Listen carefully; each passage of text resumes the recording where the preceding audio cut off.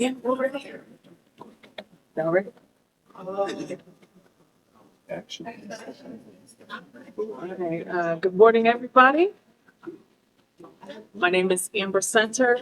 I'm a CEO of Maker House. We're a cannabis house of brands in California, headquartered in Oakland. I'm also a co-founder and executive director of Supernova Women.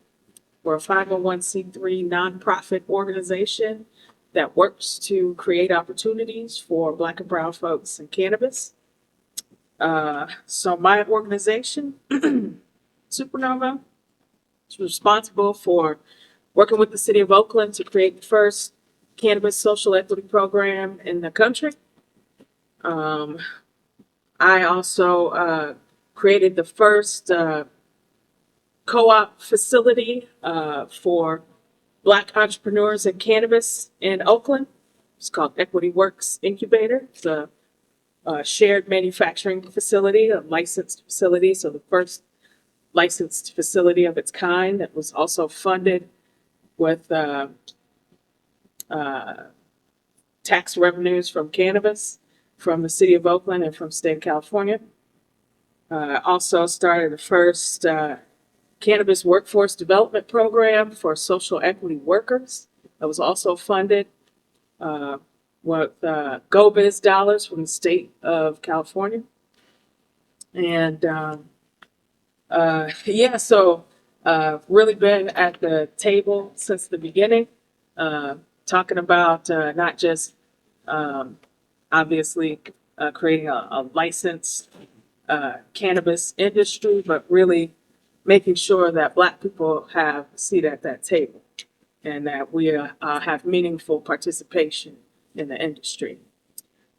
So really what I wanted to do was frame up the conversation we're having today and talk a little bit about the history of social equity programs and what social equity programs are. So social equity programs were created to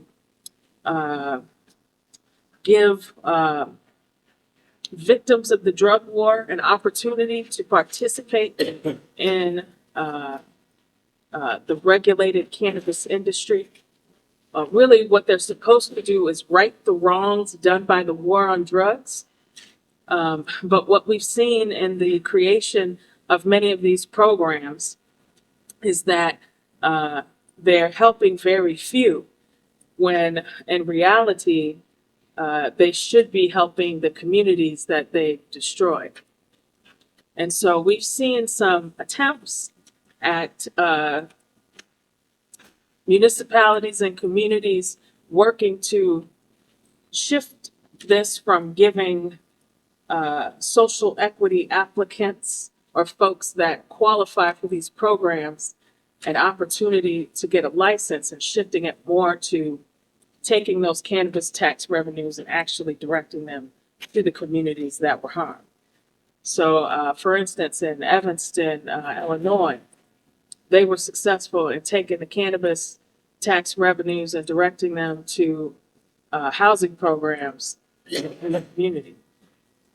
Also in Oakland, California, there was a measure that came up, but it failed in city council to take all of the cannabis tax revenues and direct them to the community.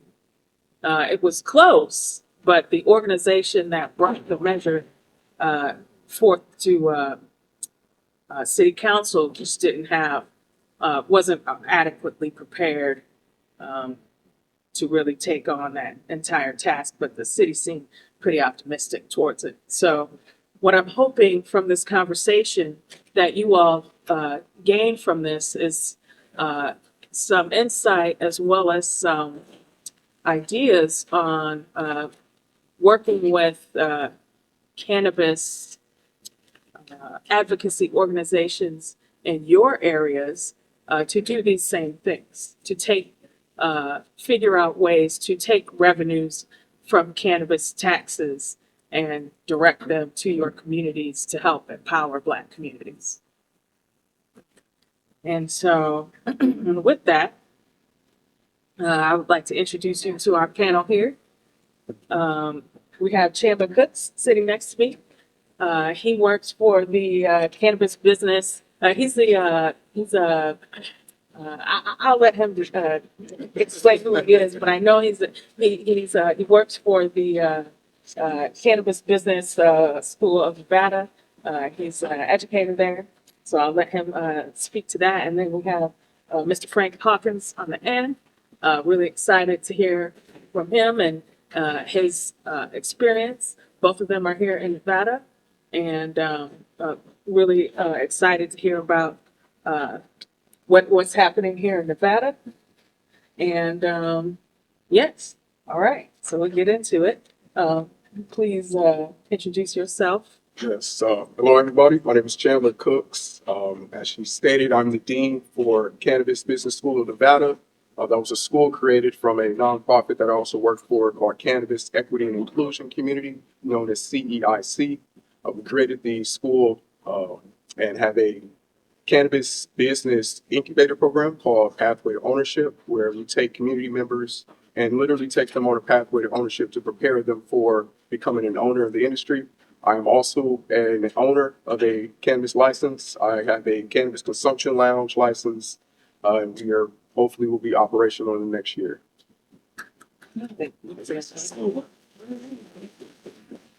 Mr. Hawkins. And before I start, can we get the folks to move up? Because I want to say, just like we see here, that's sort of how our world is. Like everybody's on their own island and we ain't together. So let's move up because this is a conversation, right? We're going to be sharing. And while y'all doing that, I'll get started. So how many of you are in the cannabis business or want to be? Raise your hand.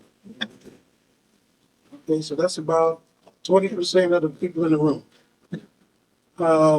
How many of you that raised your hand are in the dispensary business?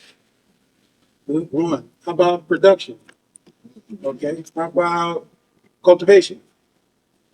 How about illegal? All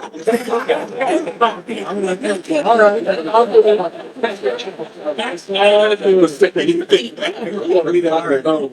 So my name is Frank Hawkins and I run multiple businesses. I'm a native Las Vegan.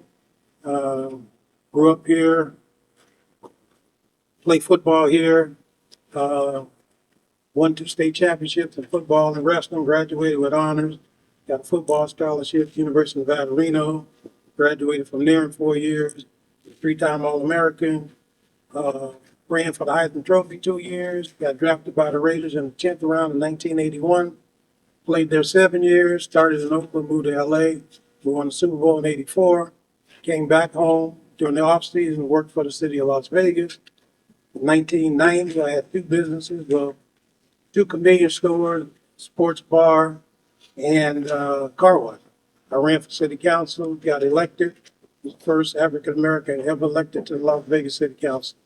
Did that for 4 years. Then went back, stayed in business, founded a nonprofit. We built over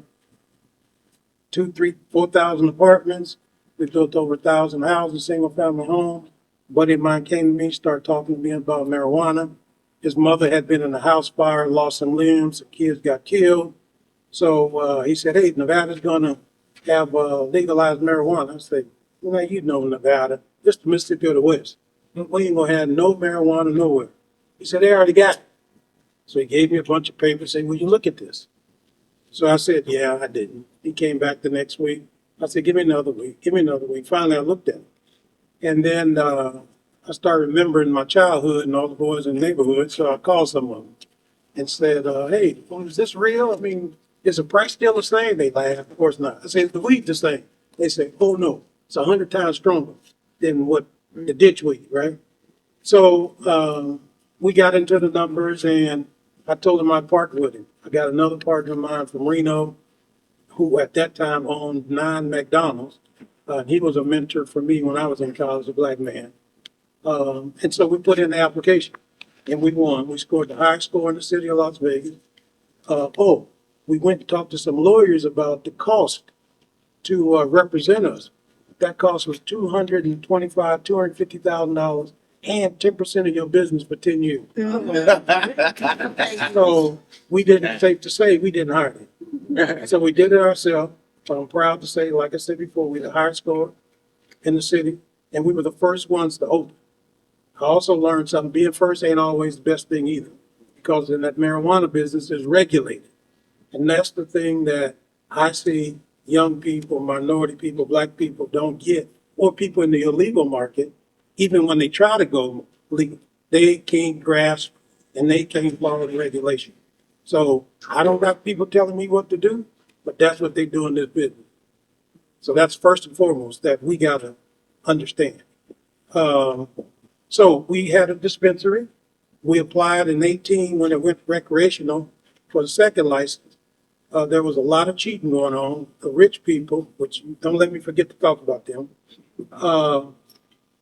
cheated. And one thing I learned this 2-year, 3-year lawsuit is cheaters cheat, and people who don't cheat don't cheat, and people who cheat hire lawyers who cheat, and people who cheat hang out with cheaters. So we ain't got to say no more, right? So remember, mom and dad, and grandma say, "Be careful the company you keep." Yes. It's true. And we were sitting in the courtroom, 100 lawyers sitting in there. They all act like they best friend, been on the golf course all day. And I'm like, I thought that's my lawyer. If he's friends with him, is he gonna represent me or represent them? Always a concern. So we sued. We filed 2 suits. In a second suit, civil rights suit, against the Department of Taxation, who ran the program then, and State of Nevada, ultimately the CCB. The first license, they settled with us. They gave us a license, and we opened up our second dispensary in the county. In the meantime, I bought a cultivation, so we are what we call vertically integrated in the industry. And subsequently we had an agreement on our other lawsuit, a civil rights lawsuit, that they backed out on, but ultimately we just recently settled that lawsuit. Next is the consumption lounge, which I don't know, anybody interested in consumption lounges?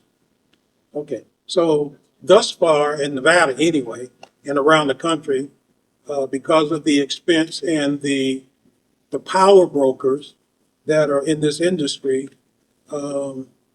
they seem to believe that African Americans or the people who should have but didn't get nothing, we're gonna give them a consumption lounge. And I'm here to just say there's a way to get it and a way to be in the business, but be careful for what we wish for, right? Because the whole goal is not to give us anything. I'm gonna say that one more time. The goal is not to give us anything. And we can look at 400 years and they ain't gave us nothing. And they're not gonna give us nothing. And and I'm gonna talk about this later, but the thing that hurts me and bothers me the most is we don't understand capitalism. We don't get it. See, we go into business, we want to help somebody. I want to help Chandler. Yeah.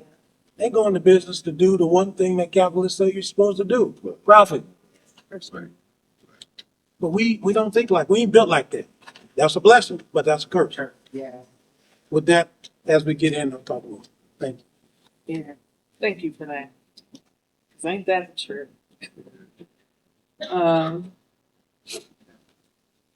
All right, so, the cannabis industry, to a lot of Frank's points, was not built for small business.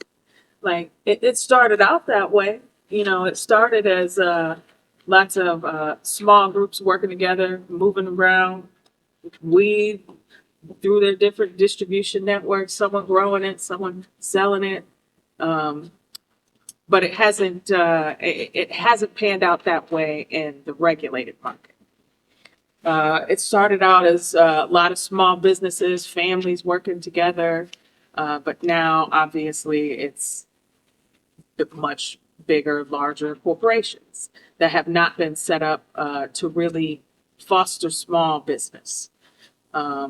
Black business is small business. Women-owned business is small business. Veteran-owned business is small business. So The question I have for both of you is, how can we work to really foster and create an ecosystem for small business, Black business, to survive in cannabis? That's a difficult one because, as Frank mentioned, it's so regulated. I know one of the eligibility requirements when I got my license, I had to show proof that I had $250,000 in a bank account with my name on it, right? Liquid assets. Majority of us, I didn't have that, right? So I had to go outside and find somebody, and I wanted to find somebody in my community who could have that and bring them along. So to be able to do that, we have to look within. Like we really have to find the resources in our community, and that's the struggle because a lot of us aren't really connected or don't really know each other or have that network. But to build that ecosystem, I think we have to do it within, even if it's bootstrap. Like it's a very expensive industry, like extremely expensive, but the resources are there, especially amongst our own community. Um, so I mean, to me, that's what it is, right? Finding the resources, literally just networking with as many people as possible, because you never know who they know or the resources that they have that could bolster our business. But it's a difficult thing, especially in cannabis, because it's so regulated, because it requires so much money just to do the smallest thing, just to move forward. You have to have millions of dollars. Um, and there's no money out there. We can't get traditional financing. I can't go get a bank loan. I can't get a mortgage on any of my buildings. I can't, money has to come from accredited investors. So things like that makes it even more harder.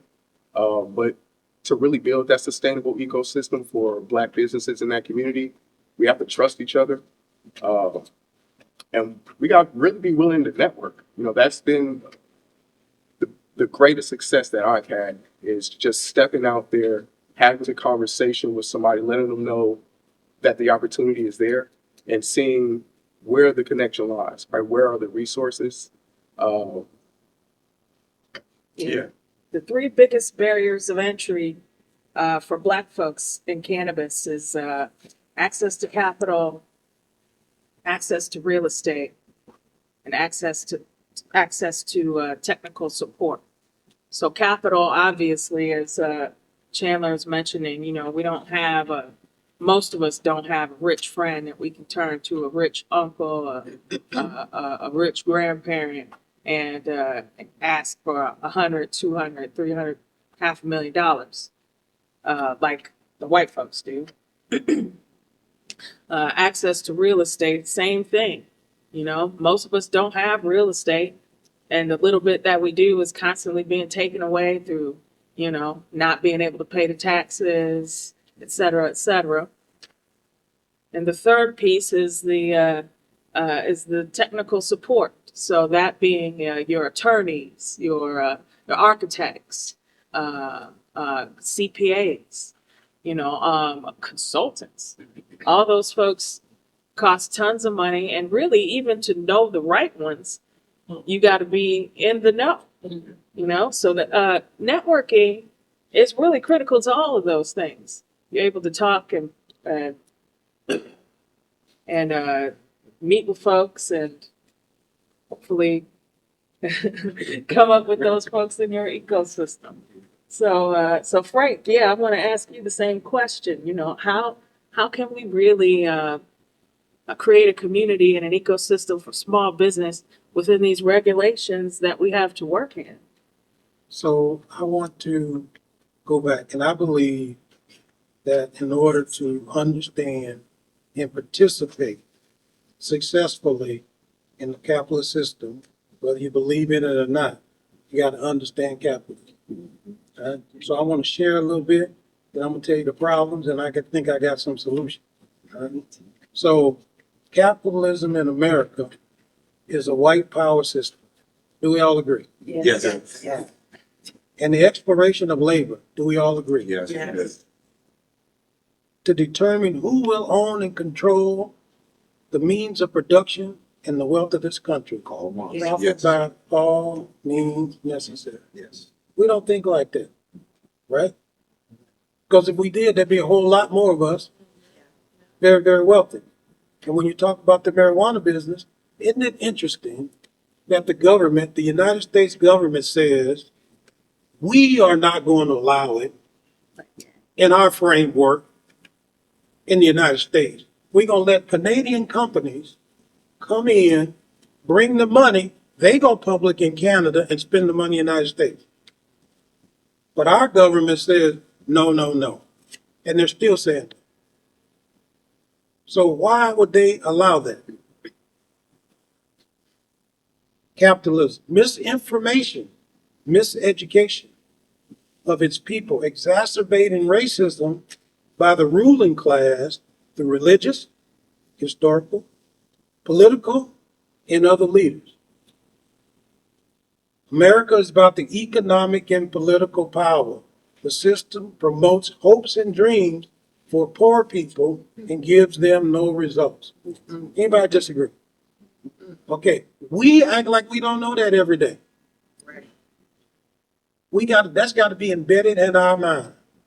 We as black people don't operate as an economic or political group. And we was all sitting back. We all need to come together all the time. That's the only way. They've been doing it too long. Their system has not failed them. It keeps working. That's why they don't change it. They find one of us, pat us on the head and send us out there, and we go do all they bidding for them. Until we do something, nothing will change. So I'm here to try to help. I appreciate the conference. Thank you for inviting me. How do we move from nothing to one? Because we can have one. I'm the only one in the state of Nevada that's 100% owned by a black man, not nobody that they gave a percentage to because they needed the minority points and don't have no decision-making ability. The only one vertically integrated that owns his own, and the only one that challenges the system. I'm blessed.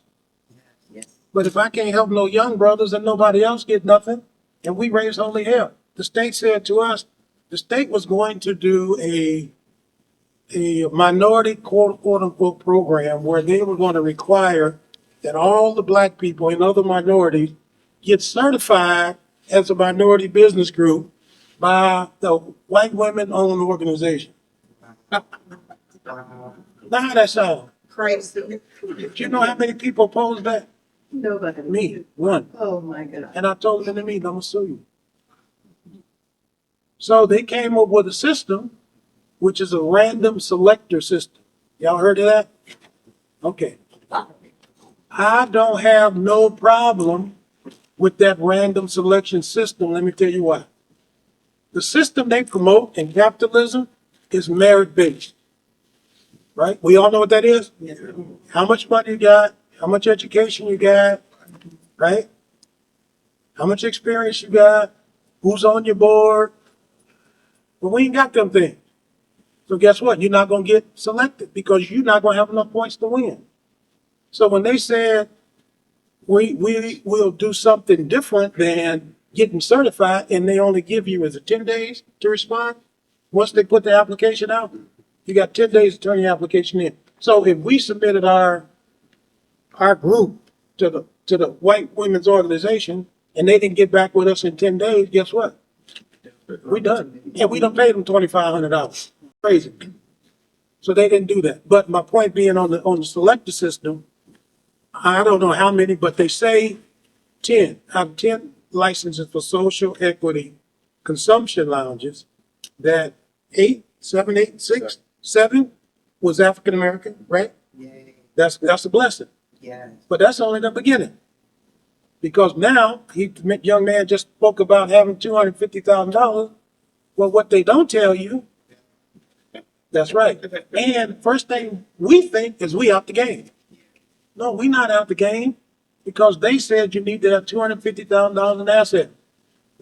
Right? I used to have a buddy named Sam Smith before he died. He said, we have the biggest dictionary in the world in our hands. and we don't use. We use to listen to music and play games. So we should ask Google or somebody, Marion or whatever dictionary it is out today, what's the definition of asset? It don't say you got to have $250,000 cash. It say you got to have it liquid. Oh, so that's my cousin, that's my sister. He got a house. You got some equity in your house? How much you got? 100,000? Will you give me a letter saying I could use your 100,000 equity if I need the money? Yeah, I'll give you that. Good. Sister, you work, you got retirement, right? You got 150,000 in your retirement? Yeah. Will you give me a letter saying you can do that? Of course you can do that. Why do they know that? Because that's what they do. See, we don't have a lawyer. We ain't gonna have no lawyer, right? If we hired a lawyer, we know it. We hired a CPA, we know all of this. We hired somebody who had experience in the cannabis business or worked with somebody, we would know all the games, the secrets of the trade, right? The capitalist part. Every single word means something.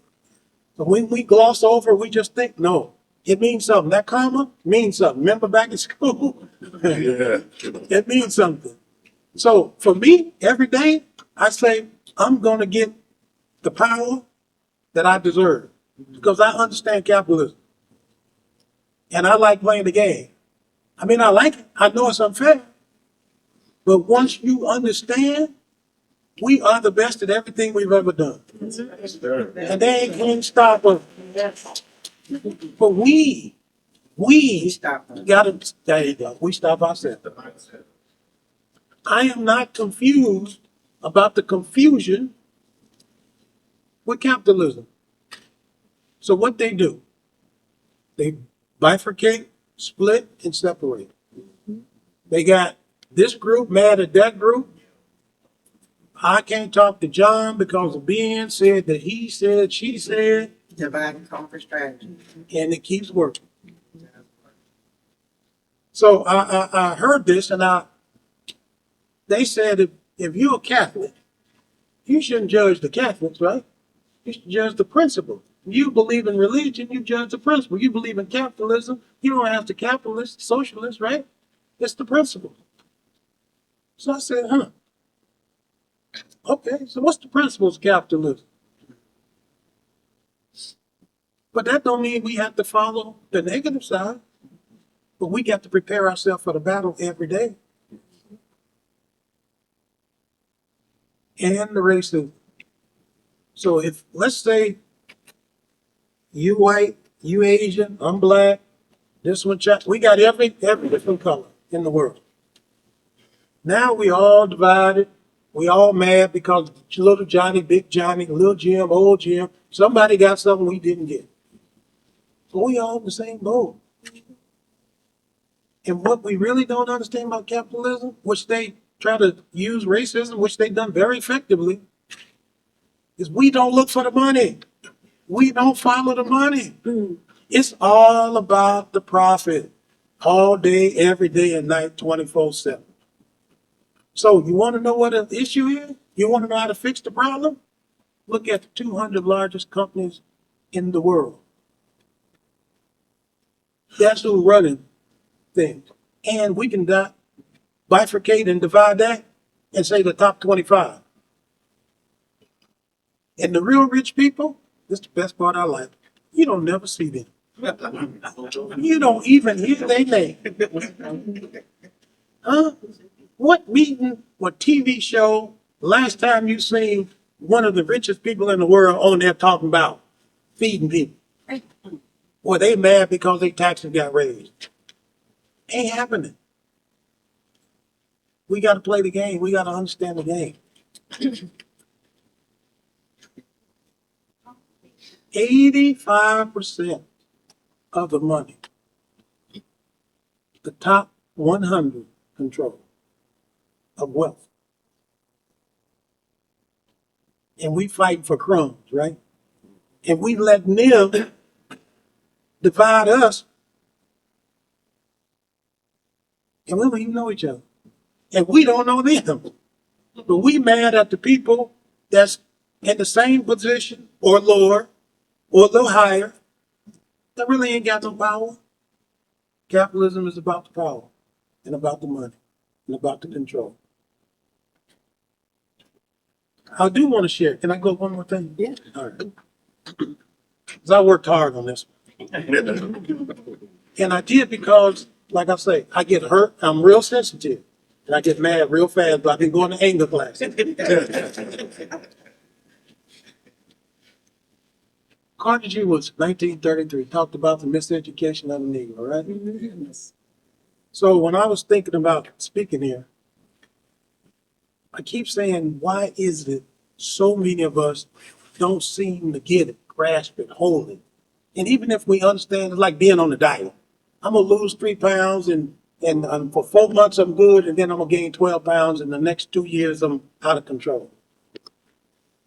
And then I said, okay, if they understood capitalism, even at whatever age, we here today, let's say we got a new start. Every day's a new start in this world, and we blessed for that. Then we can start by making a difference tomorrow, even today. So he said in 1933, miseducation of the Negro, and ain't much change. So I said this. What does it mean? Mis means master's institutional slave system.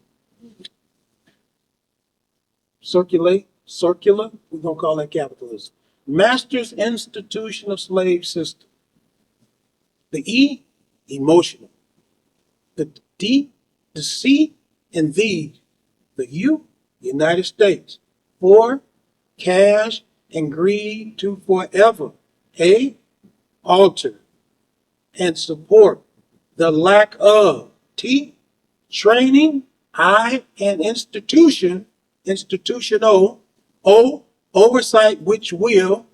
N, never teach reading, comprehension, and math to the Negro masses.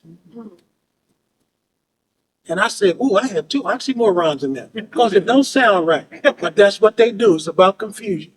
It's about not understanding. So in all of our households, when we go home, our number one priority, I understand the money, but we got to make sure our own get educated. Turn them dang TVs off, right? Yes. And get it. So, simple act. That's one of the questions that reparative cooperative approach, Black Cannabis Movement. So I said, okay, let me look up the words because see, I got a good education. So I learned, right? Once you understand, you always got to go back to the root. That's how I won the 2 lawsuits. Went back to the beginning, tracked them down, found out what they did wrong, and then beat them at their own game. So reparative, repairing or tending, mending, involving reparations. I said, that's a bad word, but I like it. And then I went to cooperative, an association of persons, organization that is owned or and controlled by the people that meet their common needs, economic, social, and cultural needs. I said, oh shucks, we on to something. I like this. And then they say approach, to come near or near to someone or something in distance or time. And I like that because it did not say assimilate. I don't want to assimilate. I could assimilate. I ain't going to assimilate. Don't have to. So we have to help each other. So I'm going to give you a problem that all y'all already know. Then I'm going to give you some solutions as we continue. All right. Social equity, minority business, however you want to count it. And I've been in business all my adult life after I retired from the Navy. Experience. Problem number 1. Problem number 2, no money. Problem number 3, no business experience. Problem number 4, no application, no writing experience. You know, there's an art to writing grants. There's an art to responding to application. And I tell people all the time, you got to read every word. You got to know what a comma means. And you got to answer before and after. Number 5, no savings. Number 6, no resource. Number 7, of course, no business license. Number 8, no financial. What's a financial? Number 10, no attorney. Number 11, no CPA, certified public accountant. Number 12, no consultant with experience or success in the business to help you. No support resources, no current tax returns, no assets, no cash flow, no FICO. Y'all, everybody know what that is, right?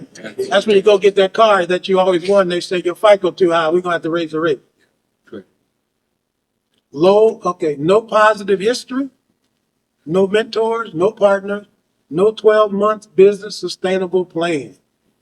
So this young man said he got a license, right? He got his 250,000. Now, after he get that approved, now he got the hard part. He got to find a location. He got to either build it out, rent it, do whatever. And then the nightmare starts because he got to hire people and make a profit. And if you ain't got no money saved, that's why you need 12 months. If you ain't got no experience, ain't nobody told you that, guess what? That's going to happen in about 90 days. In and out. No 5 C's. Remember when you go to the bank loan and they say, yo, we'd love to loan you the money. And then somebody said, yeah, we had to turn you down. And they said, we looked at the 5 C's and you didn't meet them all. 5 C's in financial lending. Capacity. Do you have the ability to pay it back? Capital. Do you have any capital? You need 20% down. Collateral. Oh, if you don't pay me, can I take your house? I don't want the car because it depreciates. I want tangible asset, right? Conditions. Can you meet all of my conditions and pay on time? And if you don't, can you pay the penalty? And character. What kind of person are you? Who are you? What do you think about day in and day out, right? How long you work your job? But here are the 5 ones they don't tell you about. Just 5 more. 5 more is company, collaborators, customers, competitors, content. Now that should be in your business plan. You gotta say, oh, what's a business plan? Never did a business plan. You never did a business plan. You have somebody who's done multiple business plans? And it would be helpful if they did multiple business plans in the marijuana or in the space that you're looking to be in, right? So the challenges that we all face, and they face them too. But see, they grew up in different neighborhoods and different environments, and they got a uncle that is in business and where they can go get money from the old country, or they neighbor is a banker and kid's best friend and father is a lawyer and the neighbor is a doctor, and they got more money and they know what to do with and they want to invest it. Not so in our neighborhood.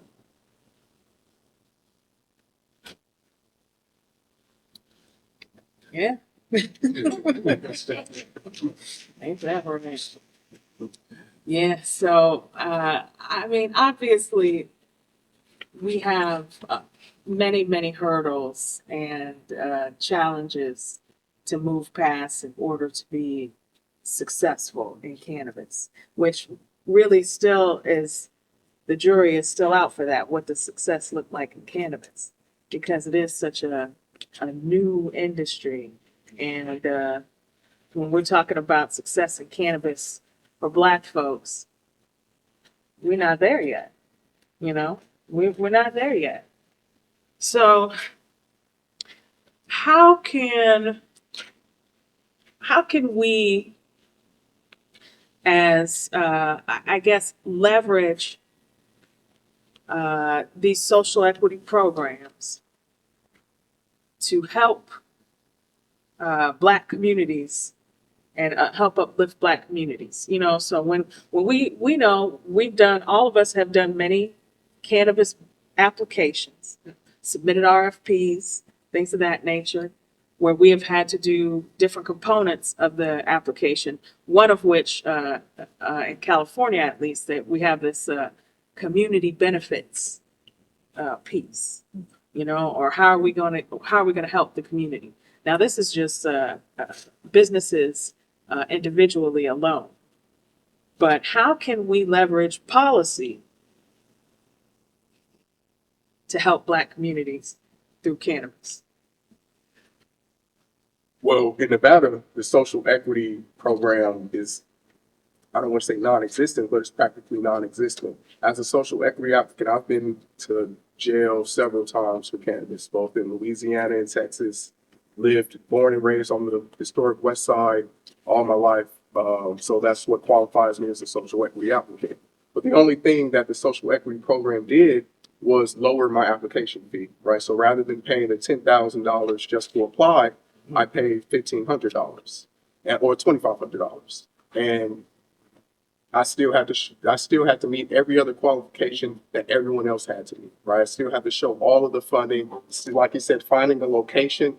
And when they find out you're a cannabis business, your rent is going to go up even more. So I think we got to start by creating a sustainable social equity program here in Nevada.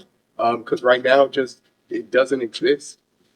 And what that would look like when we looked at the tax revenue that was built in the cannabis industry last year or during COVID, they had $1 billion in taxes.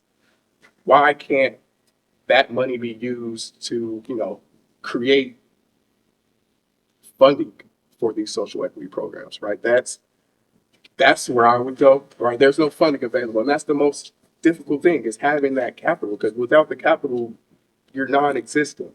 And our social equity program here in Nevada doesn't provide any of that. It literally only allows you to have a cheaper application fee, right? It doesn't give you any other benefits, right? There is no community restoration. There is no community building, any of that here in Nevada's social equity program. So I think that's where we start. Right? We start by one, as a community, collectively seeing what it is that would benefit us. And at CEIC, what we try to do, because that's a process in its own, right?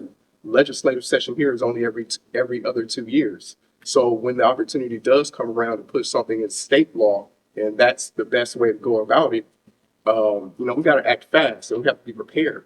So that's something we sort of tried to do. And with Assembly Bill 240, 253, that's creating a new license, right? So it's a low barrier license to give us more access into the industry, because the majority of us just don't have the capabilities to either buy a license, or once you do apply, when licenses do open up, you have to be able to meet all of these stringent requirements. But to ease that barrier, we created new licensing. It's called Cannabis Concierge License. Just passed Assembly Ways and Means just the other day. So we're hoping that it gets through and that the governor signs it into law. What that would do is similar to an alcohol vendor or alcohol concierge, where you can go to places or go to sanctioned events and sell alcohol. It would be the same thing. We would be able to go to, let's use Life is Beautiful, for example. If you're familiar with that, it's a music festival in downtown Las Vegas. Now, it wouldn't be eligible because all cannabis has to be 1,500 feet away from non-restricted gaming licenses. But I'll just use this as an example. At that event, this license would allow that cannabis concierge. You don't have to have a storefront, so you don't have to be brick and mortar. You don't have to constantly have a full inventory, right? This would allow you to purchase the cannabis that you're going to sell at the event from a retail dispensary and sell that at these sanctioned events. That's a low barrier license, right? That's something that doesn't require the same capital as a storefront would. So creating new opportunities right now, that's where I think that's where we need to focus on, right? Creating opportunity that's going to allow us to get in, because they're not going to ease the entry. They're, having all this money, that's just, like you said, capitalism. We got to be able to play the game. But we can create new games, or we can create new ways that allows us to play the game. And, through legislative sessions, through state law, through policy, that's our way, right? We have to write it and ingrained in our state constitution to give us opportunities, right? And we have to create that for ourselves. But yeah, starting off with creating that equitable social equity program, right? What does that look like? Creating the, funding pools from the taxes. Our Cannabis Business School, we have another bill, Senate Bill 402, that creates a cannabis mentorship program that would essentially those are community members who want to get in the industry that would be part of this mentorship program, and they would be mentored by owners and executives and other industry professionals to give us that knowledge, right? We need that. We need that expertise. One of the things Mr. Hawkins brought up was, not having that cannabis experience, right? Not having experience in the legal industry. And although some licenses, the license may not be merit based, right? It would be a lottery or a random number generator selector is what it's called here in Nevada. You still need that experience. You need to know what you're getting into, and getting that firsthand knowledge from these industry professionals. That's a gem. That's golden. And although it's not many of us, Mr. Hawkins is the only one vertically integrated black license in our state. And aside from him, there's only one other license, and that's a cultivation license. They're not a dispensary, right? Mr. Larry Smith at G5. So it's difficult to find our people in the industry and get that knowledge. But we've tried to create a way with this Senate Bill 402, create that mentorship program where these businesses would get they would get some tax credit, or they would get tax credits for being a part of the program, for mentoring our community. So yeah, just creating opportunities for us to get in with it. We have to band together, especially during these legislative sessions. Like, it only happens every 2 years, and it is of the utmost importance that we're focused on that, right? We can't allow that time to slip, because in another 2 years, our world may look completely different, and that opportunity may not present itself again. So that's. Right, do you teach a class at the school? No, So how, Just an opportunity, young man. Yeah. Frank, you're the only vertically integrated operator that's black here in Nevada, and it takes a lot of money to be a vertically integrated operator. thank God I had a lot of money. Yeah. It takes a lot of money. It takes a lot of resources, right? Like, most black cannabis operators enter through one part of the supply chain. Yeah. It could be cultivation, manufacturing, retail. How can we work together as black cannabis business owners to create our own ecosystems? I've talked to quite a few of these multi-state operators, MSOs. Now, I'm a brander and a marketer. Like, that is my background, right? But I also, of course, sold weed. And when I brought these two together, I used to do branding and marketing for Coca-Cola, Home Depot, many, many large companies. And so when I decided to get into cannabis, I said, okay, I'm going to bring my expertise into this field and create my own brands. So now the big multi-state operators, the biggest cannabis companies in the United States, Amber, we love your brands. We want you to bring your brands to us, and we want to sell your brands in our dispensaries. The problem is, of course, that their deals are not attractive to me. They work for them, they don't work for me. But I still want to have this multi-state presence, of course, because that's the goal for me. But I don't want to work for them. I don't want to work with these folks. Right. So how can we create ecosystems within the black communities in cannabis to uplift each other? Because in my opinion, this is going to be the only way we're going to make it. So, remember, early on, we talked about going back to the root from the beginning. So, their value systems are different than ours. So, it ain't gonna never work that way. For example, what do I mean? The public companies that are purely the big boys, who are public through Canada, but do business in the United States. Their goal is to convince every one of you and me and us to buy stock. They don't care if they lose money every day, because their goal is to sell and make a ton of money.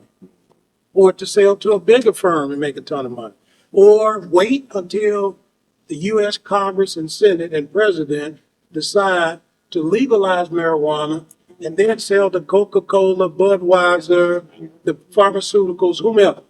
They playing the long game and the big game. We trying to survive every day. So what they want, what they offer us, if we understand capitalism, don't work. Now we might say, I got to take this risk, but as long as you know you're taking the risk. The sad part is when we don't even know what we're doing. We know, and you're gonna get screwed. So in that particular case, you have to get them. If I'm gonna sell them something, they got to pay on COD, so on delivery, right?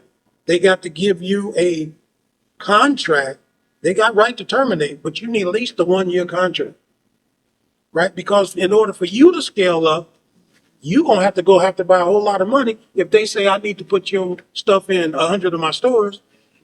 So guess what else? That could be another trick, right?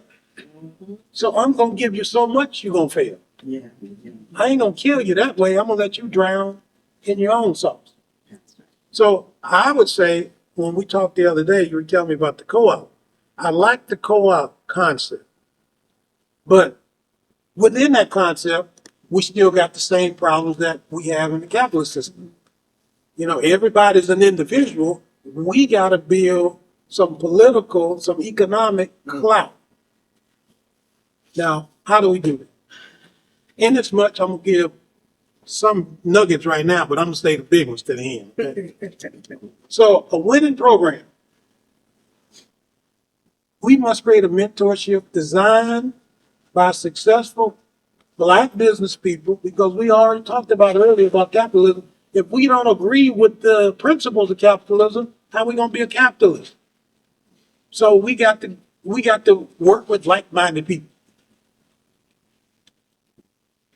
We must, number one, be trained on regulation. Regulation will sink your ship faster than anything. The CCB here, they fine people hundreds of thousands of dollars at every meeting. That's crazy. But you know what? They don't put them out of the business. That don't make no sense to me. Because where I grew up, if you do wrong, you get a warning, maybe a second warning, then you get a whooping. Then if you keep doing wrong, you get kicked out the house. Well, how are these people going to bring in marijuana from outside the state, which is illegal, or blame it on the employees, but they only get fined hundreds of thousands of dollars, but the employees get fired? Oh, that's that part of capitalism, isn't it? We exploit the labor. CCB gets hundreds of thousands of dollars, that person keep their business going. We got to get with like minds in a room together, start talking, look, I got $100, I got $50, and build something that we all believe in, want to share in, and then say, now how do we do it? I think it's pretty simple. I believe in the more I do it, the more I got it. So I need to be in whatever it is I want to do every day. So give me an on-the-job training. Put me in somebody's dispensary. Put me in somebody's cultivation. Put me in somebody's production. And then let me start at the bottom and work my way through a plan. So I work every position. Oh, and the other half of the day, let me be in the accounting department. Let me be in the management and the inventory department.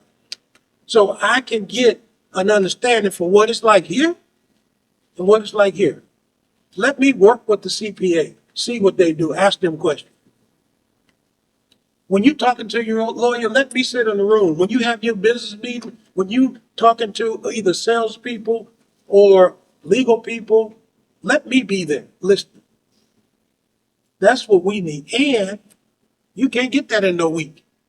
NFL, not for long. They talk about they had these football meetings for all the players, and for a week, they bring in people and speak. Well, within 5 years, most of them broke, right? Because they ain't educating them. Education is repetition over and over and over. So that's what we need. And we need somebody with patience. We need somebody that cares. We need somebody that got the wherewithal, that got the capability, right? And who's willing to do it. That ain't hard. Right? That's simple. And guess what? The federal government got a job training program. Reimbursable, but they got one. Here's the best part. Part two of that. Mentorship. So when I was a kid, my daddy wasn't in the house. So I built me a daddy.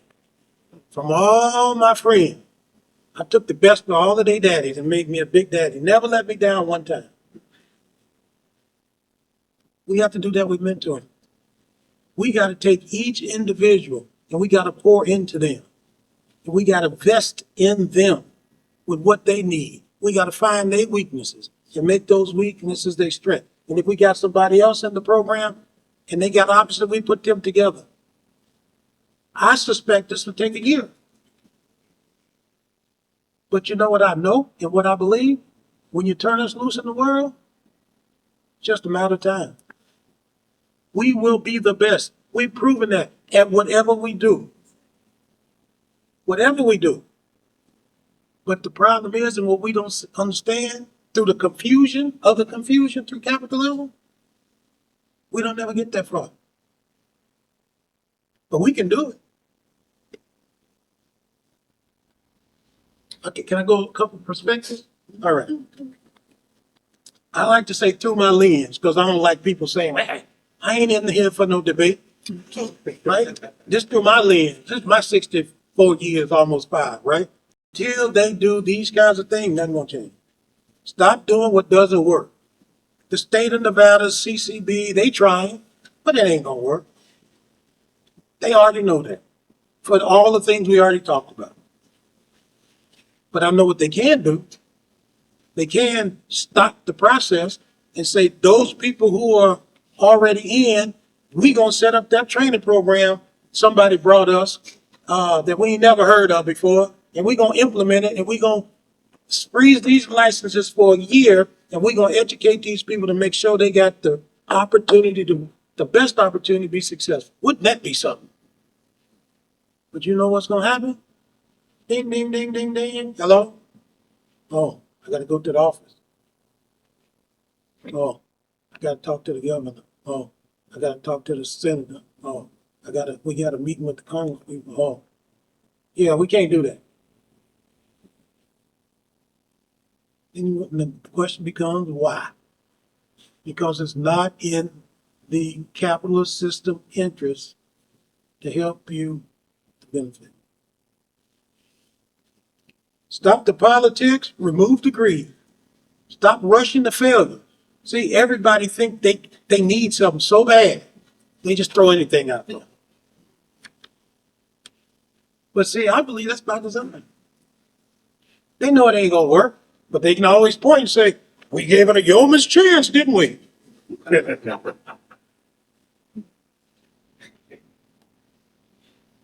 Understand the process. Take the time, however long it takes. That's called commitment. I played football for a guy named Mal Davis. He always measured twice, cut once. Commitment to excellence. He knew everything about every one of his players. We should do the same for everyone in our program. The state should do the same for everybody they're trying to help. Now I'm a little disheartened. All they did was reduce the fee by $2,500. And I try not to go to the meetings, but I watch them because I can't say nothing good because, ain't nothing good for people who look like us. Perspective. How do we know that we really know? And how do we know that we know anything? Another little perplexion, oxymoron, right? And I have to think about that time when I'm sitting at the light, right? And I'm in a hurry. I said, calm down. Let's just start thinking about this. I don't want to think about that because I ain't never getting nowhere. But that's what they do to us. We should agree on the core problems. Those items I read is our core problem. We fix them, we fix the problem. We can't fix them by ourselves. We got to have help. We get a mentorship program, get a school, get a school for a year. They don't have to pay. You get the right trainers. You teach them what they need to know. You put them in the job training program. They go to a dispensary. They go to a cultivation. They do that over a year. All you gotta do is do about 10 of them, and your net's gonna spread like a wildfire.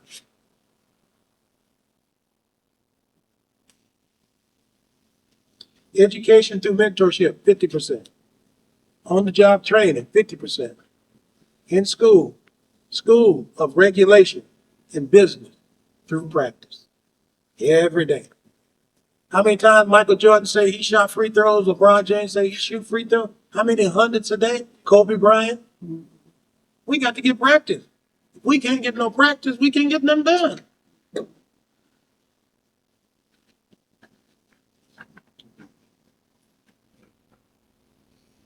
Oh, this is my favorite. Wait a minute. She talked about community benefit program. Anybody know what a community benefit program is? They got that in y'all communities where they say we're gonna help y'all minorities and they ain't helping you do nothing. So I want to share with you something. Back in the day, when it was just the colored people, they called that minority business back then. Be 10 of y'all in the room. They had 3 whatever contracts they're gonna give up. How many contracts are we gonna win? Somebody needs to laugh now. It's 10 of us in the room. They got 3 contracts, 10 black people. 3 contracts gonna be given out. How many contracts black people gonna win? 0. 3. 3. All right. And sometimes they didn't even win 3. So 85% of the time, you guaranteed somebody black was gonna win, the majority. Then we went to minority set-asides. Remember that? Yeah. Then we brought in some women and we brought in some, handicapped people, some veterans. And then they said, there's 20 of us in the room. 10 of us is black. The rest is a combination of everybody else. How many we gonna win in? 0. We're gonna win. We should win 5, right? Then we created affirmative action programs. Got everybody all excited about that. Now there's 30 in the room. 10 of us are black in the room. How many we gonna win? Probably gonna win 1 or 2. Then they came up with diversity, equity, and inclusion. Oh, Lord have mercy. 100 of us in the room, 100 people in the room, 20, 50 black people. How many lives you gonna win? Not enough to talk about, 1 or 2. Yeah. Now they got the social equity program. If they did social equity through merit-based, and he already said you need to have a criminal background, right? But check this out. But if you lived in the house and then you went to prison, your sister, your mama, your cousin, anybody who was in the house, your kid, they can apply too. So they are diluting, every one of these programs dilutes opportunity for black people to win. And now we have this community benefits plan. The Raiders did that when they came here. We had no black participation in construction. The A's who want to come here, I'm opposed to that. They want $380 million. And guess what they said they're going to do? We're going to have a community benefits small business program. You know what that means? 0 black people. Not one person said not one word. Not one black person said one word publicly. Our ancestors fought in every war this country's ever had. The only group. Every war this country's ever had. No other group went through chattel slavery. We're the only one. Every one of the programs they create is supposed to help us dilutes us.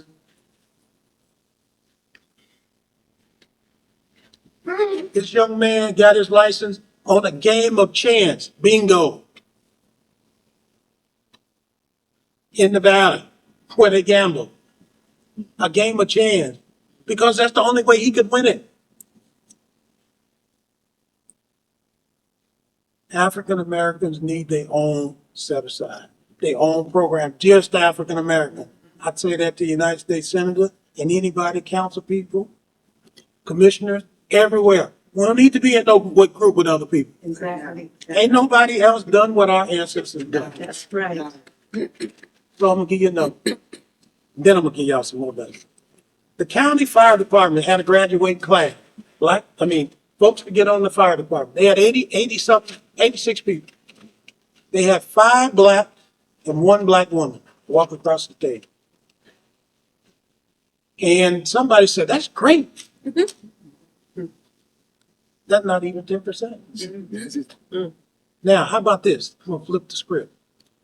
How about out of them 86 people, 78 of them was black? It'd be on the front page of the newspaper. They'd fire somebody and they'd make them redo it and they wouldn't let them in. Perspective. How's that possible? But we're supposed to be satisfied.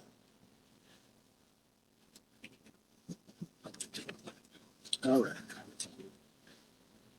People say they want to be, let's talk about something positive. People say they want to be in the cultivation business, marijuana business, consumption lounge business. Are y'all familiar with 280E? Okay. I thought you said something positive. Yeah. Yeah. So, hey, my grandma used to say, be careful what you wish for. All right, let me tell you something you be careful of. So in marijuana, there's this IRS through Congress, they passed a law, a regulation that says if you are in the illegal sales of marijuana, you cannot write off it on your taxes. So that's because back in the day, the drug dealers decided that they was going to pay their tax and the mob, right? They didn't want that. So now marijuana is still illegal, even though it's legal federally. State in states that pass it. They only got to cross out one word and add "and," and then it'd be fine. But because it's not, if you're going to be in a dispensary or consumption lounge, you need to be acutely aware. If you don't know what phantom income is, I'm about to tell you. Phantom income is, let's say you made $1,000 today. Now, in a normal business transaction, we get to write off about 65%, 68% of everything. Rent, insurance, labor, right? Employees, da. With 280E, the government says you don't get to write off nothing. So guess what? So now you like a pass-through. So you could get maybe 20%. So anything that other stuff you sell in your building that you can get square footage price for, you can write that up. Anything that touches the marijuana, can't. So my concern is the folks who get the consumption lounges is going to have to be judged by 280E. And when they find out that they ain't going to make no money, they ain't make no money, and they owe Uncle Sam another trick bag.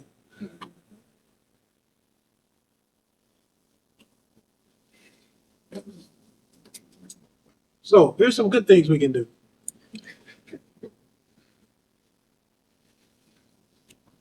Each state, and Chandler said our state, they're lobbying to get money. But there is enough private, in the state of Nevada, we were supposed to take $10 million a year and give to the schools. But that didn't happen the first few years. The money just wasn't there. We was using the rainy day fund. Now that money supposedly is going to the school. But if we had, along with that program that we talked a little bit about, that there could be a continual funding source, i.e., we don't want to take money from, this is where you start fighting again, from people who already got money coming from certain things. So whom is the number one operative I got my bullseye on? and you can send this to the legislature.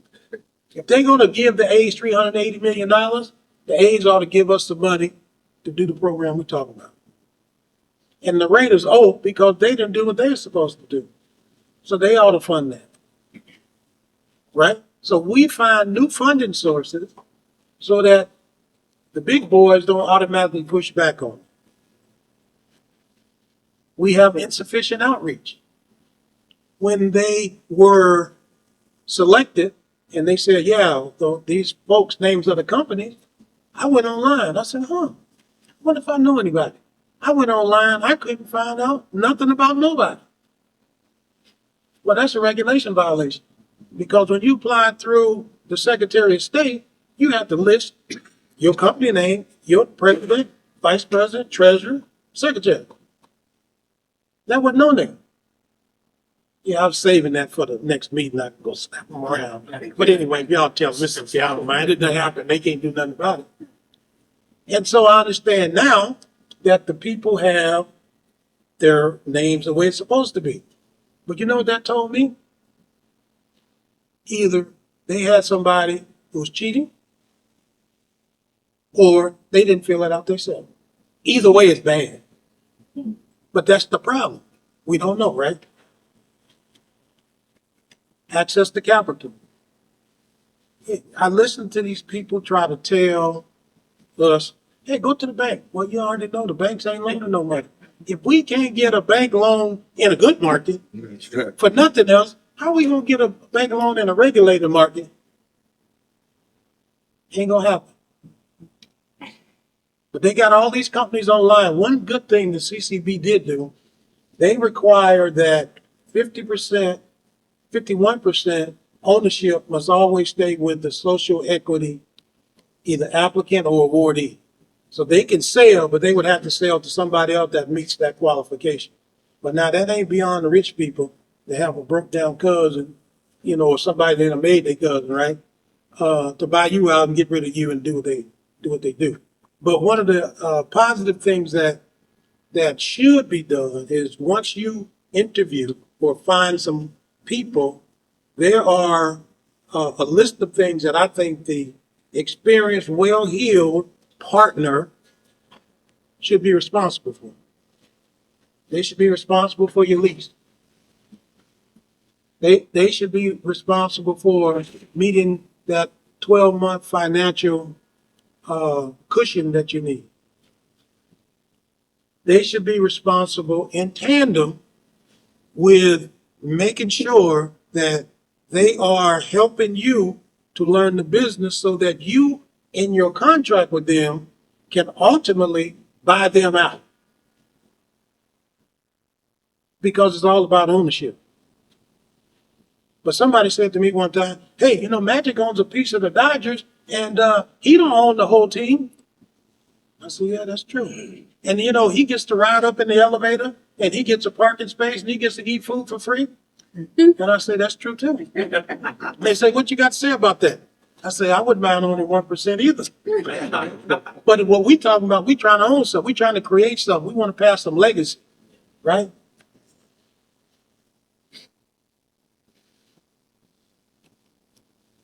Okay. So, in closing, because I want to make sure we leave some time, get some questions in. You have any final thoughts on how we can succeed as small Black business owners of cannabis? In the first question, networking, like reaching out to the community, knowing who in your community these resources are connected to, that's where success lies first and foremost, is being able to have somebody you can hop on the phone with and let them know your problems and they can help you find a solution. Being a small business in cannabis is tough. Like it's just not easy at all.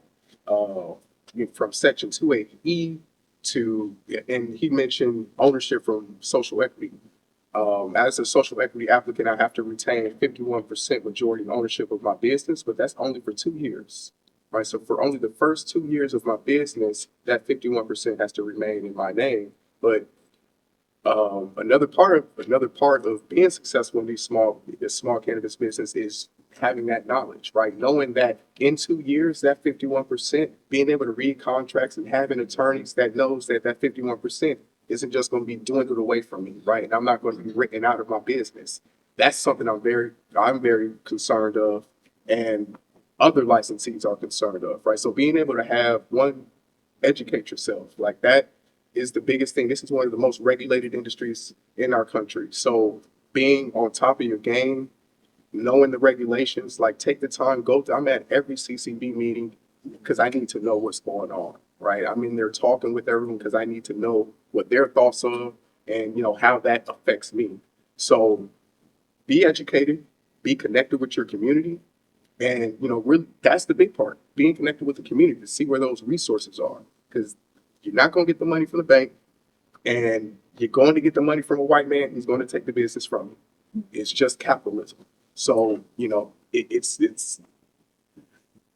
a difficult world being a small business in this industry. It's possible. It's very possible, but you have to be connected. You have to be focused on regulation, right? On where this industry is going, because it's moving fast. There's new regulations being brought up now that could change what the industry looks like, right? So being abreast to what that looks like and understanding it too. Knowledge is key. Knowledge is key. So to be successful business, educate yourself and get connected. That's the two that I consider. I got 8 nuggets. I'm gonna give them to you now. Y'all ready for them? All right. So this is some things that people don't know. So social equity awardees must learn in warp speed how to play the game the same way they white males in this failed process. Number one, did you know you can have a management agreement? For example, I win a license, right? I'm not gonna make it, or I can't make it, based on my progress in the past 2 or 3 months.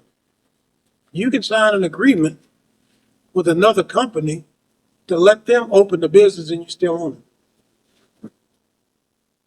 You have to be approved by the CCB, but see, a lot of us just walk away because we don't know what we don't know. Number 2, get capital from the people who plan on participating with you in your business. For example, she says, I'm a brand, I do brands. So get money from those brands to help you to open, to meet your goal, whether that's for 250 or 200, or whether that's you're operating to build out your facility or to start your payroll. Those folks got money.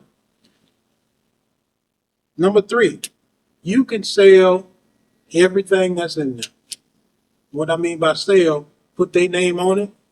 The big boys want to be everywhere. So if you want to sell to some limousine company or some nightclub or a chandelier or what have you, you have the ability to sell that space to generate revenue, short term and or long term. Number 4, partnerships that don't dilute the social equity awardee. He says that only for 2 years. But your investor partner, manager, doesn't need to necessarily know that. The contract becomes whatever you agree to. So that's for the life of the contract. It would be for me.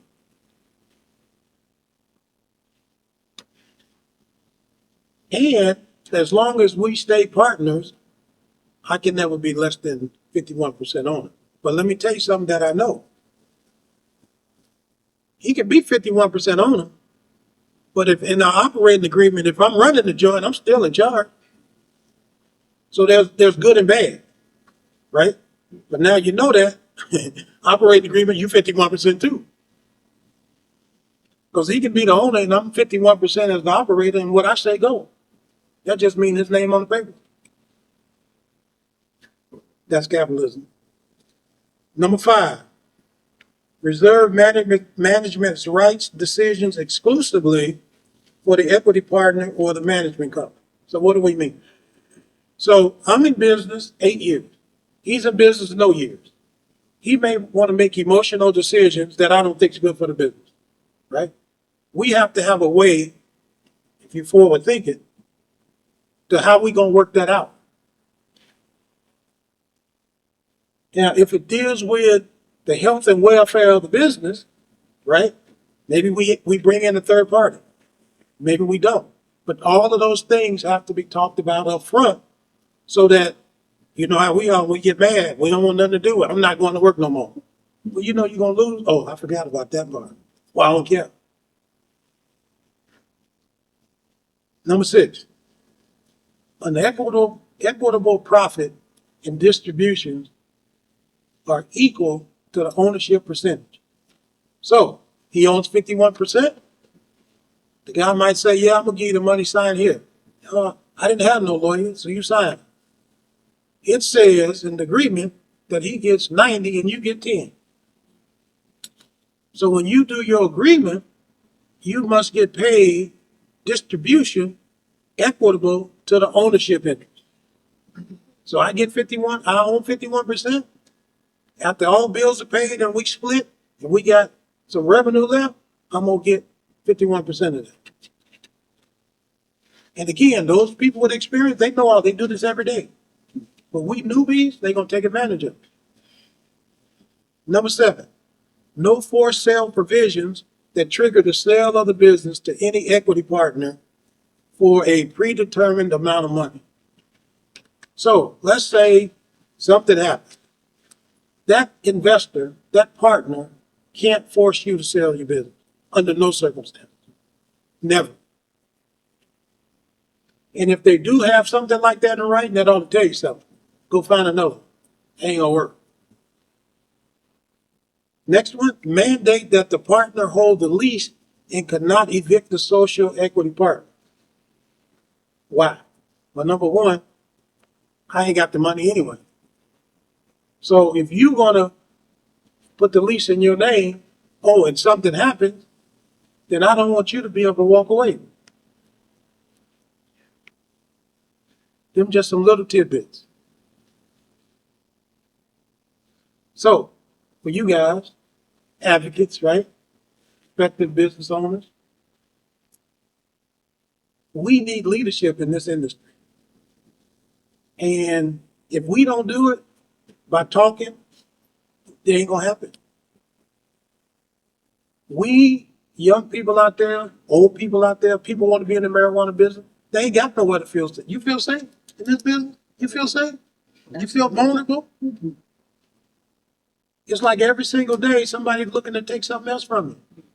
That's probably how our ancestors felt. Niggas in them chains or in them fields.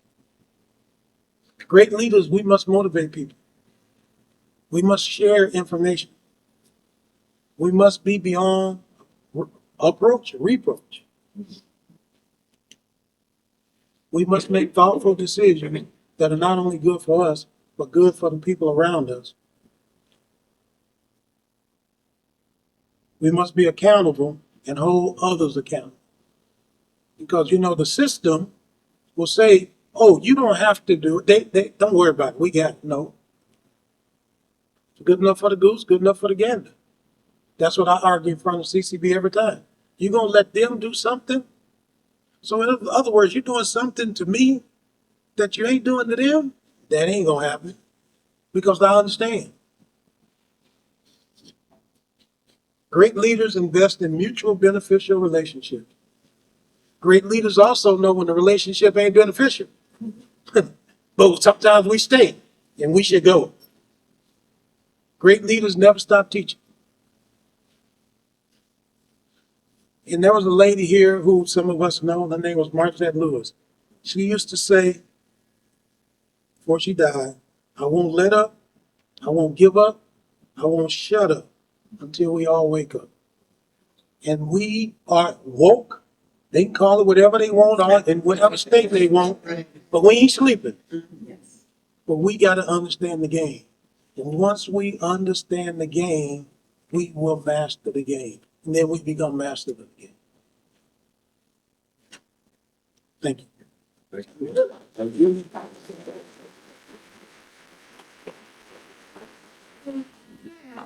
Are we to use this to gain access to recording of this session? Is this the, Oh, I'm not sure. That's a great question.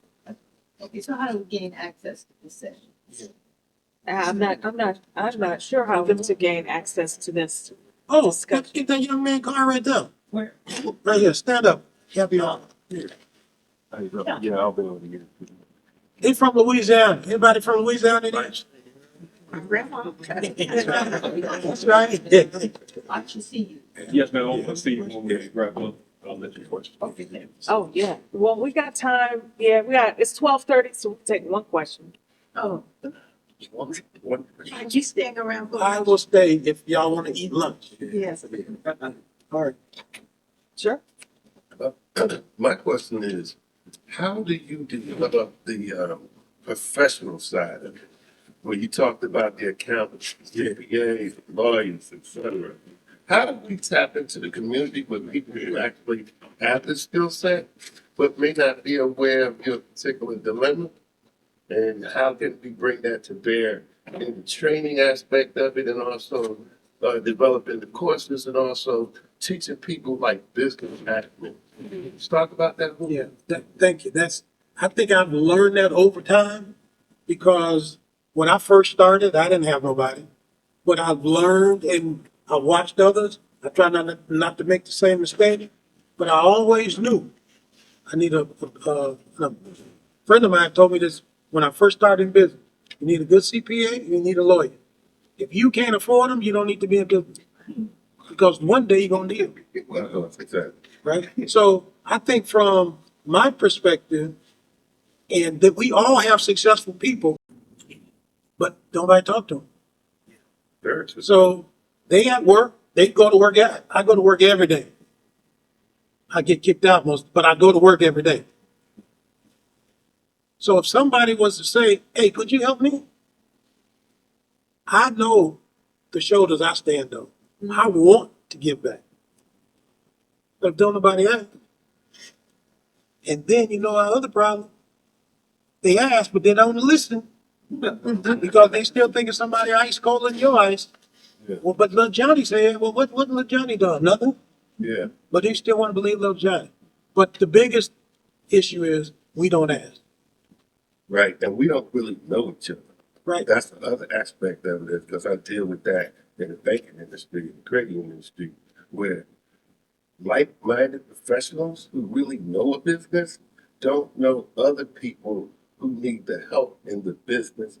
And to your other point, the part about you have to pay people to have expertise. So if I spent 35 years in a business, I'm not going to confer with you on a community level, right? Because if I own let's say a consulting business like I do, my services are not free either. And you just made the point that if you can't afford it, then maybe you don't need to do it. And I think that's part of the cultivation of the mind about being a capitalist, is that you have to pay your way through too, right? And so just trying to develop that natural understanding that goes with life. And when you're trying to be a capitalist or make a profit or do something along those lines, that you have to bring in like-minded people. But this is very fascinating to me. I've been in banking for a long time, 35 years in the finance industry. I'm an accountant myself. And I have so many thoughts were going through my head when you were talking. And I'm not on Facebook. I'm not famous. I'm not any of that. And so, but the thing is, I know that in our community nationwide, they need people like us. Yep. And the network of people I know Yep. in the business, certified financial planners, Yep. financial counselors, financial coaches Yep. that are extremely educated at PhD level and Yep. above. And all of us have experience, but we don't know that this need actually exists. Yeah. And I So think they so should- let me answer. Then we're going to. So I agree with everything you say, but we see them people in the community. Well, just like I go to work every day. If somebody called me and say, "Hey, I need something. Can you help me?" I'm going to do it because I can. Right. But if they don't never ask, then we don't ever know.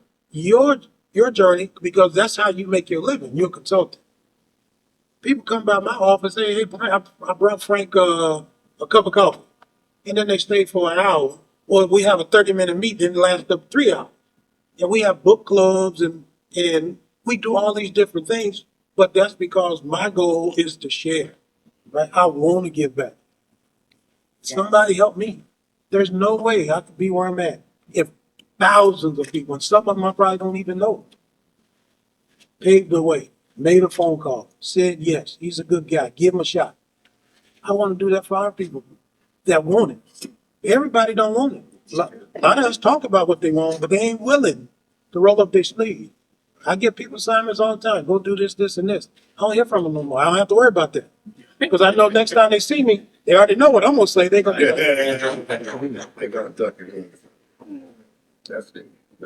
Well, Now, share a program that, I'm sorry. I'm from Albuquerque, New Mexico. And, I'm, the African American Chamber, I have a contract with, and I'm a consultant. So I developed a program, where, we take all the small business people, including campus people that come in. And I built a program where I set up a clearinghouse, where I can find out what they need, the basics, for those who are in business, those who are startups. So I got the president and CEO of the Albuquerque Chamber to write a grant with Kellogg Foundation. So they they gave us a grant to finance and pay people like me to set this system up. So I come in, I do the clearinghouse for what they need. And basically, we talk about accounting and talk about legal people, we talk about money people. And then I developed a network with an organization called SCORE. And these are old retired white folks who've been around longer, so black folks supposedly. I picked out one guy that I could work with. I've known him for a little while in Albuquerque. So I come in and I do the basics of what they need. My daughter she has her own CPA firm, so she takes care of the money right there for them and all the books and all that kind of stuff. So I'm able to send these people to my guy for whatever they need, whether it's a business plan, a marketing plan, networking system, whatever that is. And we started 6 months ago. We started 6 months ago with 2 people. We got 45 now. And the key is what you said, Frank, it's very important that I'm a black person that knew where I came from. I've been in business 51 years. And so these people need somebody who they can talk to in plain English. Black folks that understand when we say that they're wrong. And so that program has Excel. She went back and gave them a spreadsheet of what we've done. They're putting us in now for 2 more years. We're up in that from 100,000 to 300,000. So there's white folks out there. If you ask, if you don't ask, you don't get. That will help you, and you got to be responsible enough to do that. So in Albuquerque, I'm from California, been there 30 years now. But there's only 3% African Americans, and only 5.6 in the whole state.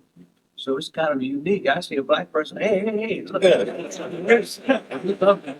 And so that makes it a unique program for us. And I need to get your card, Frank, because we got a small category of cannabis people that need exactly what you say, totally from financial knowledge. So you may want to think about that, brother. That might help what you're talking about.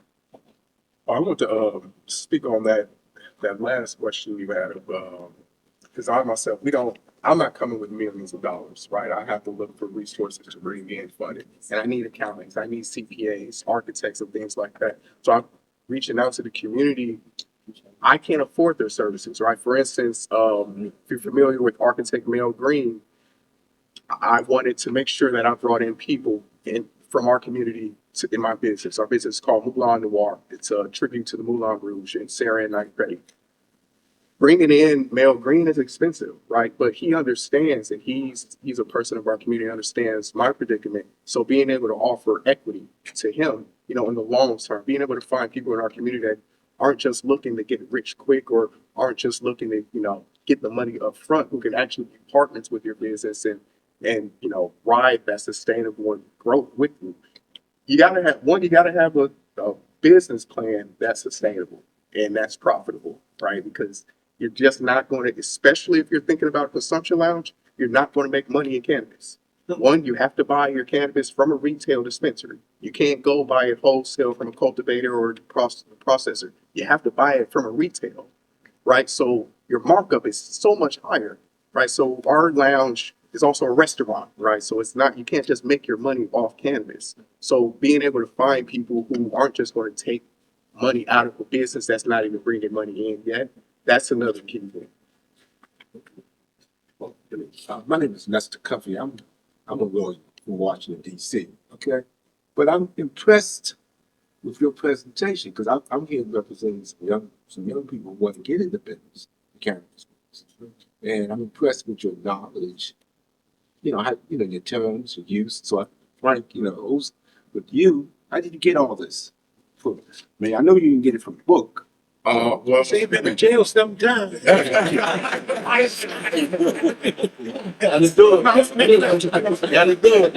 say that because, you know, young people, you know, I deal with young people all day.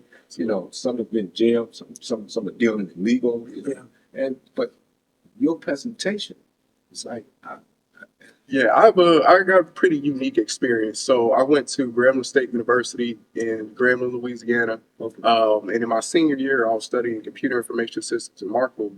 I was arrested for cultivation. So I was growing weed in my dorm.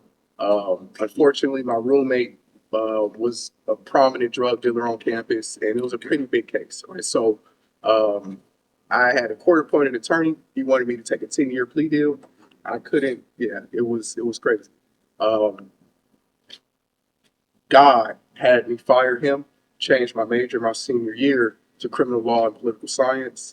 And I represented I built a rapport with my professors and I represented myself in court. And I ended up winning that case. So it was an experience where I was fighting for my life, where I had to educate myself, like about the law and about regulations. And from that, it sort of just built a habit. And when I came to Las Vegas in 2019, after leaving Grambling, I witnessed like what I went through, the injustice. My judge name, his name was Bubba Calhoun, and Sound like one they treated me just off the name you could imagine. We're in rural Louisiana.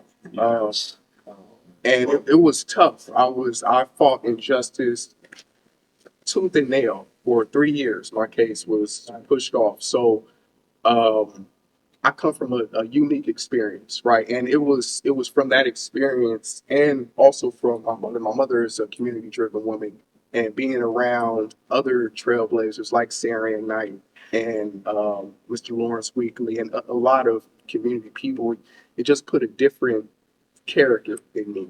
Um,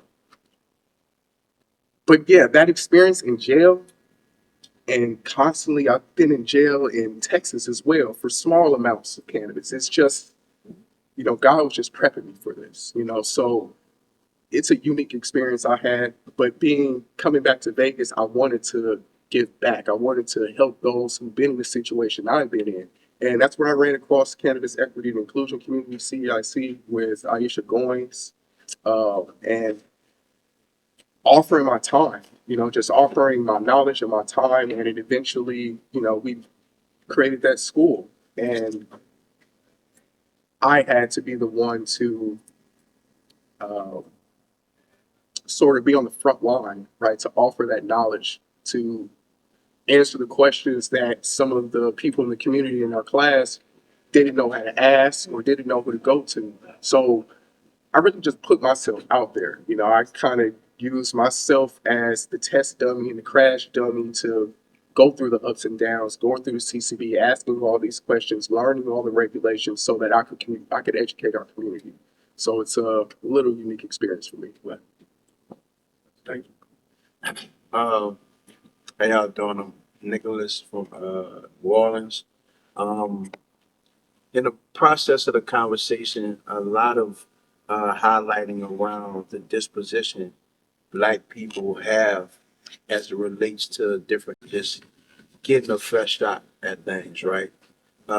It's a prominent issue that we face, that we go through as a people, and to your point about getting people to be woke or to be in full understanding of the situation, you know, this society is built on political knowledge.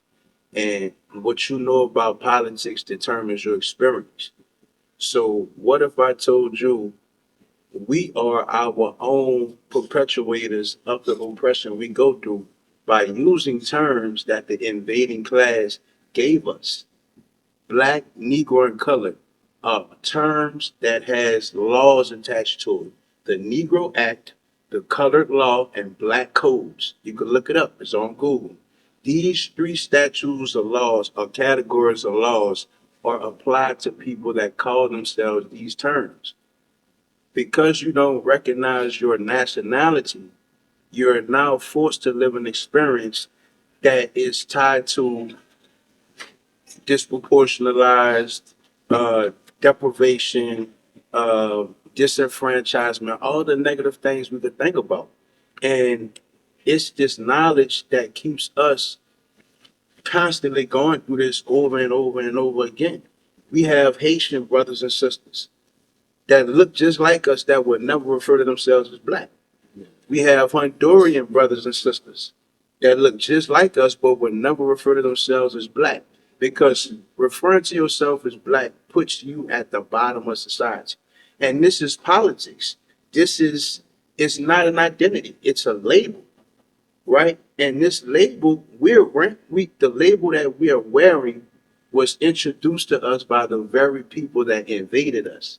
So like, think about how dynamic that could be, whereas an invading class come into your neighborhood and then convince you to now call yourself the name they came up with. It is of no benefit to you. Let me ask a question this way. I agree 100% with everything you say, but we live in a capitalist system. Mhm.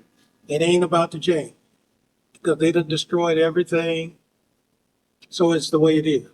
What we have to do is understand exactly what you're saying and then say, I'm going to operate within the system to be successful so I can bring about change. Right? That's what we have to do. Agreed. And to support that effort to trying to build out from that perspective, we have constitutions that our government are obligated to uphold that goes unupheld because the Constitution don't apply to people that call themselves black, Negro, or colored. They apply to nationalists. They apply to people who have a nationality. If you black, colored, or Negro, you are without a nationality. Well, Thus, that's not true.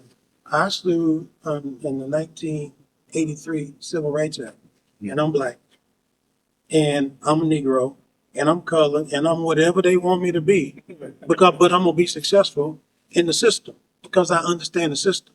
So all of that don't apply, right? Once you understand and you begin to make moves, it's when we don't understand, but we don't know why we don't understand. but we constantly find ourselves in these positions. Well, to your example earlier, it started off with 10 people, Right, and then it grew all the way to 30, and now we looking right. like, well, damn, what happened to me? And what happened to me comes from you're not recognized fully as someone that is protected by our Constitution. And like the scriptures say, if we don't honor our mothers and fathers, our days will be shortened. Yep. And we don't stand on the work that our forefathers put in place the protection needed to prevent us from going through the atrocities. But you know what we know now? Because we learned something today. Next time somebody come with a new program, we're gonna be like, oh no, I know about this. Let me tell you what I know, right? So part of the problem was we don't know. But once we learn, right, then they can't pull the wool over our eyes no more. But it's the process. Yeah. You know, it's every day. It's a battle. Yes, ma'am. So, one, I want to say thank you to the panel for the education and edification that I received today. I want to repeat two things. Whatever we do well, as long as we're committed to doing that well. Even the things that are bad, whatever we do extremely well as a people. Point. Yes? Yes. Yes. The second thing that I want to say that I walked away with is our ability to really understand what we know and be brave enough, have the courage to say, I don't know. How do I get to know? Yes? Yeah. And so, again, that's what I'm walking away with. As you said, from your vantage point, that's what I'm walking away with for this moment. So I want to thank you for that. Here is what I don't know. I'm Haitian.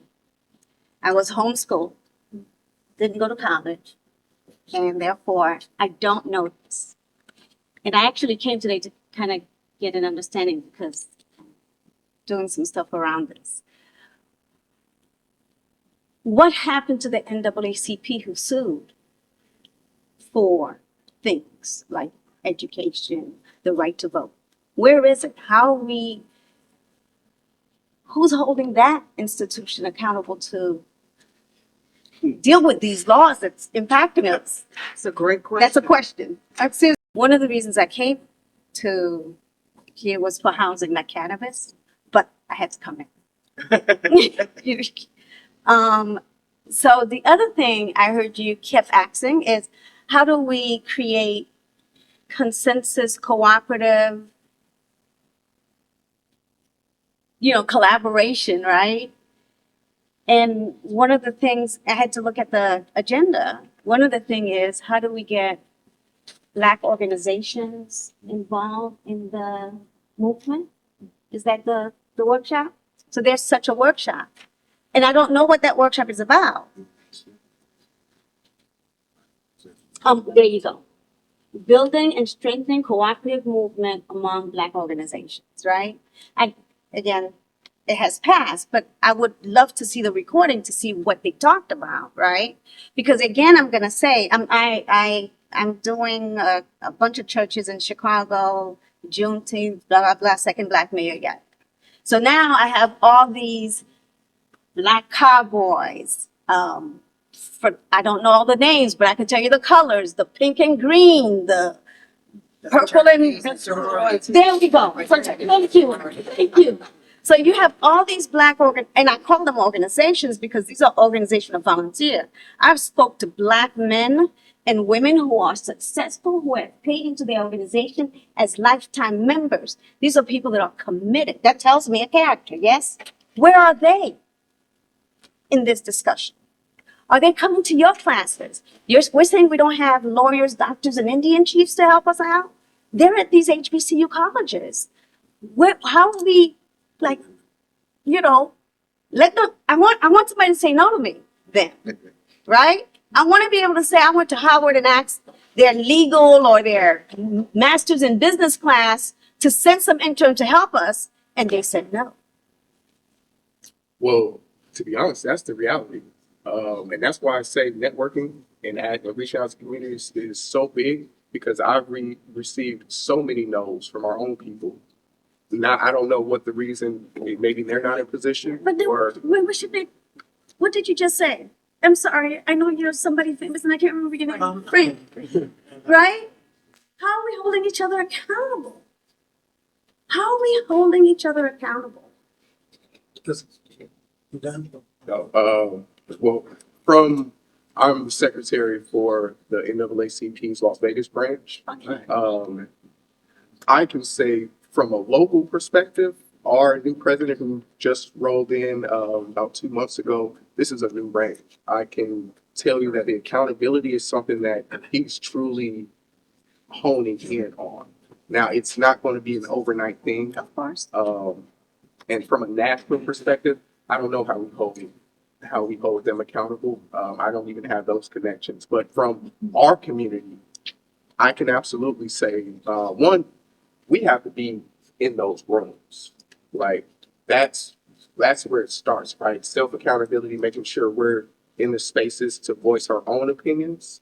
But holding that's a difficult one. That it really is, because I've received so many no's, but you're going to hear 1,000 no's before you get that yes, and that yes is the one. That's what counts, right? So, from a national perspective, NAACP, it's tough. I can't speak on that, right? I speak with ignorance It's a because I don't. volunteer organization. Yes, it is. And because it's a volunteer organization, I think what Frank said earlier is that we have to spend money. And there are all kinds of resources in Black communities here in Las Vegas, all over the place. But if we don't have an attorney on retainer and a CPA on retainer, I think that we're missing out. I love today's discussion because it's not just cannabis that I can apply some of these things to, but anything I get ready to do. And I'm thinking about some things I've learned today. Some foundational principles that I'm going to have to learn to apply and information. I need that class that Frank should be teaching at your school. Because there are some foundational principles that I need to learn to become the business person that I'd like to be. So this was fantastic. And I'm not sure I ever want to do anything in cannabis, but there's some other things I'm thinking about. And to answer her question, I was the president of local NAAC president for 7 years, way back in 2007. When was Obama elected? 2007? Yeah, one of those years. So, yeah, for 7 years. And it is a volunteer organization. And the organization is only good as the people who work in it and who lead it. Yes. But I think there's a bunch of misnomers and fallacies that somebody else is going to save us. The only person that's going to save us is us. And we got to get with somebody else who want to save themselves and work together to save each other. That's one good thing she was talking about the co-ops. You still got the same issue with the money. But if you get enough brain power together, you can figure that out. And there's money all over the world. And now with this little thing right here, you can go anywhere in the world. You can talk to anybody at any time. Any time of the day and night. I want to say something real quickly to respond to your sister. My name is Frankie, and I come from Pittsburgh. So it's a commonwealth, so we'll probably never be in any position that you will have. Although I have a small group of women that I've been in relationship with since 2007, and the oldest is 86. And we all indulge. So it has great, properties to it. But to go directly to your question around how cooperatives build, number one, we're 12 years old. Number two, we are all women of African descent. Number three, we've been in the exact same community fighting this fight, and we are successful. Our work is around artisans specifically, handmade, fair trade, documented. You must be an original creator. Materials you use have to be responsibly sourced. So we hold that standard. We will not break our standards. What we do is develop and build on that. Inside of our community right now, we have those kinds of partnerships that we're, constantly vetting and working with inside of our community. We want a cooperative grocery store. I live in a historic hill district. It is a food desert. Can't get a banana, can't get a grape, can't do it, not where I live. So what we were talking about, don't think it doesn't exist. Understand you just don't know. But also, we must not have this mindset about what we're not. We gotta look at what we are. We spend a lot of time on this, I don't know, baby cakes, I know. This work is generational. My granddaughter is also part of this organization. She's 24 years old, and she is as excited as any 24-year-old could ever be to be doing this work. I know sacrifice, and I'm not afraid of it. Right, man. I came within hours of being evicted. I didn't pack a box or a bag because I believe in what I'm doing. I believe wholeheartedly in what I am doing. I believe in the possibilities of now and tomorrow. And I work for that because this is who we are, and no one can tell me differently. Everything in the shop that I curate, the beauty of it excites me. It grounds me. It reminds me. From head to toe and from wall to wall, Ujima represents the best of who we are. People tell me day in and day out when they walk in the door, they are changed. It's a boutique. It's body care products. It's wood carvings. It's photography. It's designers with their clothing and a whole lot of other elements to boot. I know what I do matters. Or else, guess what? Frankie wouldn't be doing it. Because I don't want my time to be not only misused, but I want it to be valued and only do things that I know are delivering us. And that's one of my standards. Be lift as we climb. If I'm going, sister, I'm taking you with me. And those are the things that we are here in uphold. Well, I appreciate your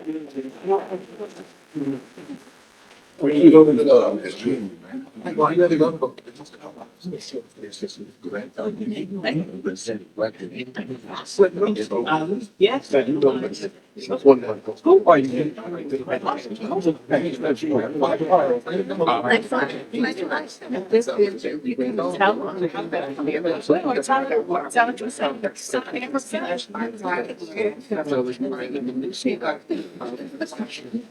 we have programs that are teaching us. It's so nice. Are you from Nevada? I live here now. I'm from Louisiana. Oh, what part? Like I know Slidell a little bit. What? Slidell, you close. I'll get your card. Okay. I was telling that I think they left out. Got legislation for that. Florida had medical, medical education, outreach for the Black community across the state. And we're looking to get a conference in December. And you would be amazing person to come and speak. Give you my card. But also just want to tell you, have you thought about writing a book about your experience? Because you should. And if you never wanted to talk about it, I would love to talk to you about that because it's an amazing and compelling story. So it is powerful and people should hear it, really. It was inspiring. But this program at Florida A&M, it's got a lot of fun. It's all about all the stuff you were talking about. It's kind of the kind of school you have. I mean, that's what they're trying to do. And it would be great to connect you with those schools. Okay, good. I can just find you on the internet. Yeah, or you could just, you just email me or call me. That would be great. Really inspiring. Thank you for being here. I would say it's become a very big issue in California and a big concern that's been elevated because there is such a strong culture around indoor cultivation. That's what people prefer. But obviously there's a huge community of outdoor growers and really trying to push